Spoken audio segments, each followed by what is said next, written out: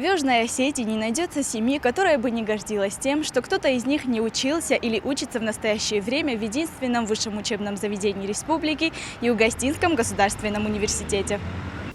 Даже спустя годы выпускники ЮОГУ в прошлом ЮУГПИ с благовением вспоминают о годах учебы и стараются по мере своих возможностей быть полезным своему вузу, своей республике. По инициативе выпускниц нашего вуза библиотечный фонд Юго-Остинского государственного университета недавно пополнился новыми книгами. Светлана Касабиева-Татарбиева, выпускница Юго-Остинского государственного педагогического института специальности русский язык и литература с дополнительной специальностью иностранный язык.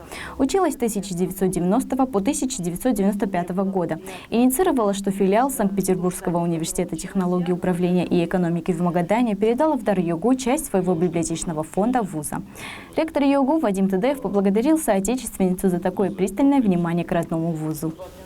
Сотрудники библиотеки ЮОГУ разбирают и расставляют столь ценный дар по полкам, чтобы к началу учебного года студенты и преподаватели вуза уже имели возможность ими пользоваться. Библиотека не то, что как, а библиотека такого уровня. Вообще я в шоке от этого университета. Я хочу сказать, что я ожидала от внешнего вида, я когда увидела здание, я подумала, да, красиво все отстроили, но то, что я увидела внутри, это вообще превзошло все мои ожидания, потому что уровень, конечно же, просто зашкаливает. И именно, Спасибо. да, и я не хочу сказать, что это только помещение, и пообщавшись сегодня с Вадимом Батасовичем, я поняла, что очень большое будущее у вашего университета и у студентов, и у молодежи, и у всех.